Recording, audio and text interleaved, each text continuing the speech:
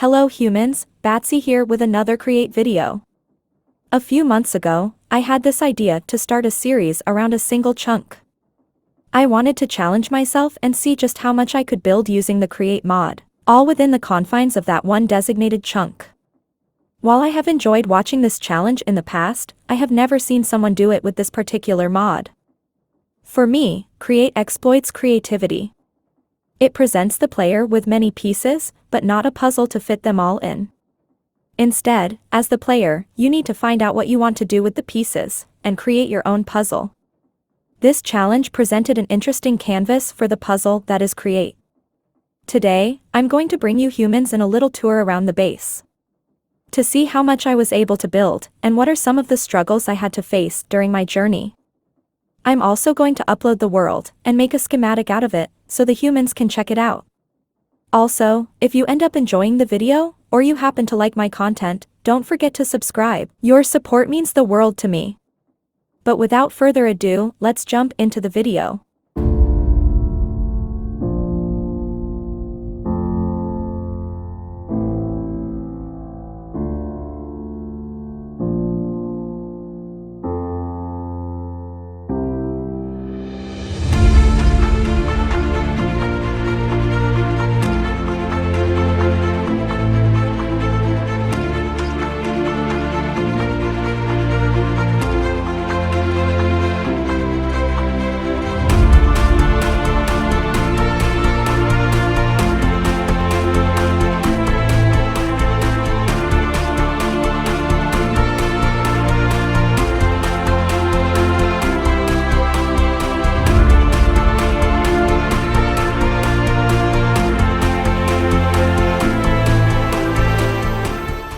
It was designed and built in creative mode. The reason for that is, the Create mod requires a lot of copper and zinc, even for fairly basic contraptions and farms. Even if I were to mine the entirety of the chunk, that would still barely give a couple of hundreds of copper, and even less of that in zinc. That would mean limiting the challenge way too much, and making the series be less interesting to watch. Sadly for me, since I started the challenge, I found out that there is a data pack that allows for copper and zinc to also be renewable, and that maybe would have made the challenge be viable in survival. If this video receives enough support, I might revisit this idea, but making it in survival instead. I mean, how hard can it be? As for today's challenge, you can see here the chunk where I decided to build on. It's one of the chunks that touches the 0,0 coordinate, and I was very careful to never cross the border. At the top of the base we have this massive glass box. Something that I now regret not having done differently. I based myself on a tutorial I watched about making one in survival, but when adapting it for the Create mod, I realized many things I could have improved. There are a few encased fans to move the mobs around, and at the bottom of it, I used a mechanical saw to instantly kill them all, and collect the loot with a chute. Even though it could be massively improved, it's still functional, and it gives plenty of resources. At the bottom of the box, there are these windmills, for no real reason. They barely give any power, so I just placed them there mostly for decoration, and I actually like the design of them, at least the structure without the sails. Over to this side we have the storage for the farm. It has around 1,500 of each material, which is decent, especially considering the mob farm was one of the last things I did.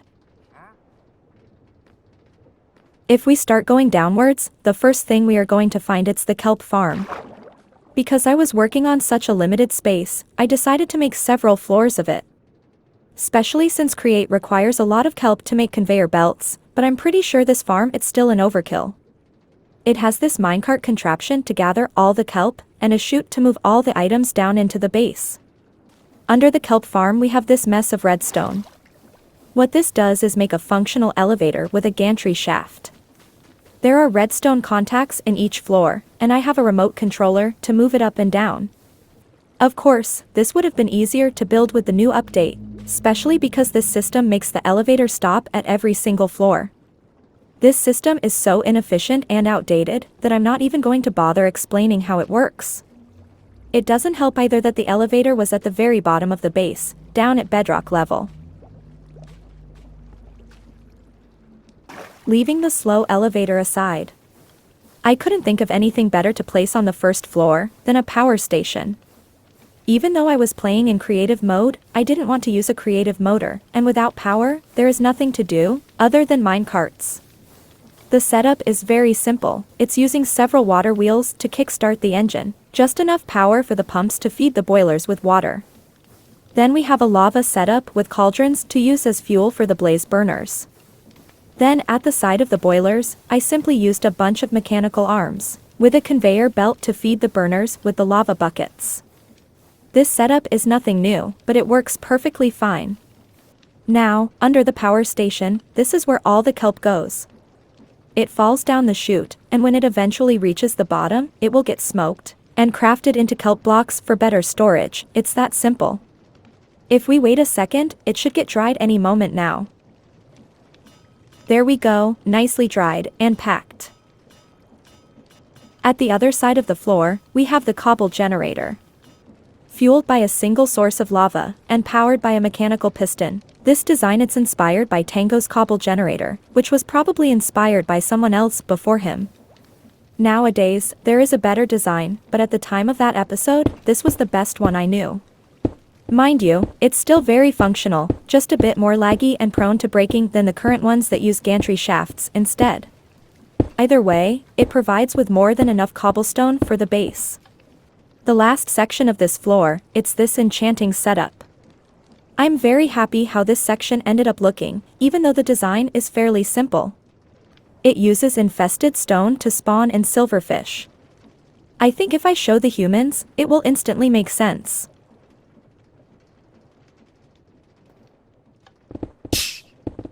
Alright, that's enough. Now, over this corner, you can see how many silverfish we got in a second. If we take out this sword, you can see how hitting the armor stand kills all the silverfish with sweeping edge. The sword does need to be strong enough to kill them in one hit, otherwise they will infest all the stone around the farm, and cause a pretty massive mess. Also, those vines are important, that prevents entity cramming, otherwise the silverfish would die if too many show up. This is the backside of the EXP farm. What it basically does is phase the minecart in and out of entity, very specifically for 4 ticks each. It also has an override to turn it off entirely. Over to this side, you can see how it takes the stone from the vault, smelts it down to normal stone, and then it haunts it to make infested stone, which then goes up to the vault. That vault then feeds all those deployers, but they don't have room to place the stone, there is a chassis in the way. That's where the redstone clock comes into play. When the minecart becomes an entity, that chassis won't have a hitbox anymore, that allows the deployers to place down the stone. But when the chassis phases out, and becomes blocks again, all that stone will break, thus spawning all the silverfish underneath.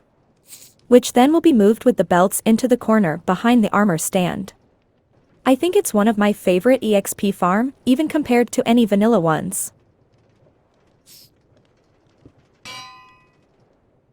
At the next floor of the base, we have this little mess with create. Let me show you what all of that is about. This vault up here is where all the cobblestone goes. Part of it, it's moved along this conveyor belt, which then will get used later down the line. As for the rest of the cobble, it all gets crushed down to gravel. Some gravel gets poured in this corner, where it gets washed up, and becomes iron nuggets, those get packed into iron ingots, and stored over here. The rest of the gravel is thrown into those crushers, to get processed into sand, which gets haunted into solzan, and washed into quartz. The washing process also has a chance to give gold nuggets, which ends up here to become ingots. Underneath all of that is where the rest of the cobble ends up, as well as the quartz we just saw. Those materials are used to produce diorite, with the help of these mechanical crafters. The diorite then gets poured into this basin, where it's mixed with cobblestone to make andesite. The andesite is then combined with iron nuggets to produce andesite alloys. A very important material of the Create mod. Those alloys get stored in the vault, but some of them get moved over here, where they get applied into stripped logs to become casings. And because we need the wood for it, we have this little tree farm that grants us logs every once in a while. It's not a lot, but it does get the job done. The next floor, it's all filled with crop farms. We have potatoes, there is wheat, some bamboo over in that corner. There is any possible crop we could need, and even those we will never want. It's probably not very useful, but I simply love how it looks. They all connected with this chute line, which moves all the items downwards into a central vault. This side also has more chutes that leads to a different vault. I really love the design of it. It looks hilarious and very industrial. Underneath it all, we have the wood and bone meal farms. I came up with this design myself, but it's based on a conversation I had with other Create players over my Discord server, and I'm pretty sure many others came up with the same or similar setup. It's hard to show in this narrow space, but you can see here how the fungus gets moved to the left side to grow the trees. Up there, if I can find a way to show it. It takes all the leaves from the warped tree and moves them to the right side to become bone meal. Over here it's where everything that isn't used gets processed into bone meal, which then gets moved to the central vault to get used to grow trees and fungus. The fungus part was truly an inspiration. I thought about it like a normal moss farm, where you want some water to flush down all the plants that come from the moss. To achieve that, I designed this massive redstone mess. The idea is simple. Bone meal will be used in the middle of that platform, which will grow fungus and other plants. While that happens, the minecart will keep phasing in and out of entity, thus breaking all the plants that grew on top. Every once in a while, the trapdoors will go down, flushing all the plants into the vault. If we turn this on, we will see what I'm talking about. For now, all it's doing is generate as many warped-related plants as possible to get those funguses. And you can see how the water moved most of them into the vault, the rest will reach eventually. I think I was inspired that day because this idea is really funny to see. Let me turn this off and explain what's going on in the back. Here on the left, you can see the same redstone clock I was using before. This makes sure the minecart phases every 4 ticks, which I found out to be the shortest possible time. While that is happening, the signal also jumped to the right side, where it's going to sit for 10 seconds. After that, a pulse extender will hold the signal for 3 more seconds, preventing the minecart from phasing. While the minecart is being held for 3 seconds, the signal also moved to the right side, with a delay of 4 ticks. Then it extends for 1 second to allow the water to flow and flush the items. I can guarantee someone found a better way to do it, but I think this is a funny way to go about it. You can see how full those vaults are, and they have barely been running for that long. Even the crops, and all those barrels, are decently full. And over here the same, more sugarcane that we will ever need. If we move down further, we will find the storage system, which might be one of the most boring sections of the base. It has all these blocks on the ground to display what items are inside, and you can see some more on the second floor. Other than that, there isn't much going on. There is this unloader, which also works with shulker boxes. If we place a bunch of items in one of these boxes, you will see what it does. After the shulker is placed down, the chute starts sucking upwards all the items. If we wait a second, once it's empty, a drill is going to break it. Now it's empty. And see, shulker is gone too. Now we just wait a moment for the shulker to come back down onto this barrel. And that's pretty much how it works. There is also this chest to throw spare items into the system. If we check with FreeCam, you can see where all those items are going. It's basically a column of chutes that leads into a belt. In the middle, where the shulker gets placed, there is another column that drops the items on the other side, and when the shulker gets sucked in, then it simply goes back down using the next line. The rest of the items move along the belt, getting filtered out by all these chutes to their respective chests. It is a good design, and I like how it ended up looking, but I don't find it particularly interesting. There is also all these casings that are basically chests without an assigned filter. I didn't have that many things to use a filter on, but it's always good to have spare room for expanding. I don't know, it looks pretty at least. The last section I do like, and I like a lot. This is basically the core of the base, which is kind of funny that it's on bedrock level. I absolutely love the ceiling, and the walls are supposed to imitate the sky, but since it's outside the chunk, I couldn't use blue concrete for it. Over this side we have the workstation, with all the processing machines that create uses, or most of them anyway. There is also a door to go to the back, in case we need to fix something. It's not particularly pretty in the back, but if you are interested in a workstation, I have a video that covers the topic in detail. Over this corner I placed a lava tank. The sole reason for it is that I wanted to imitate one of those big water tanks, but it made no sense to store water. I'm really happy with how it looks. At the side of it I placed the basic vanilla things. Because obviously we are going to need a crafting table at some point. And it's honestly a pretty cool design, with those support logs and everything. Then there is the bed, which is kinda weird to have outside, but it honestly looks fantastic. And a small setup to make precision mechanism. Simple, functional, pretty much all you require really. It also looks fairly decent, but of course I will say that, because I made it. Jokes aside, I think it all looks remarkable. I love the idea of imitating an outdoor setting, but making it literally at Bedrock level. And I'm not even kidding, it's literally Bedrock level.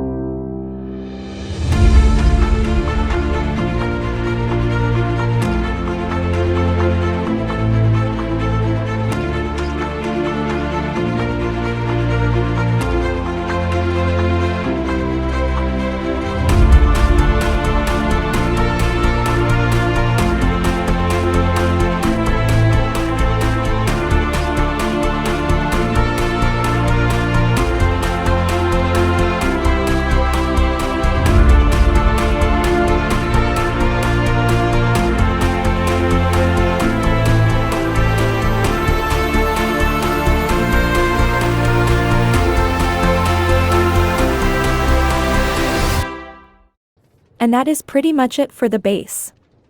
From top to bottom, we have seen it all. And before the humans roast me in the comments, I fully know many parts are fairly useless, and quite inefficient, but I made things my way, and it was a really enjoyable challenge. And that is what the Create mod is about. To create your own puzzles with the little pieces that Create gives. I hope some of the ideas I showed today inspires the humans on their own bases, and maybe even causes some to try the challenge too. I hope you all enjoyed this series, which as promised, the world download will be in the description below, as well the schematic, in case someone is crazy enough to use it for some reason. Thank you so much for watching, and all the support through all the series. Don't forget to subscribe if you haven't already. But look at all these Patreons! Thanks to them, I got this voice upgrade, and I couldn't be any more grateful to every single one of them. I love you humans.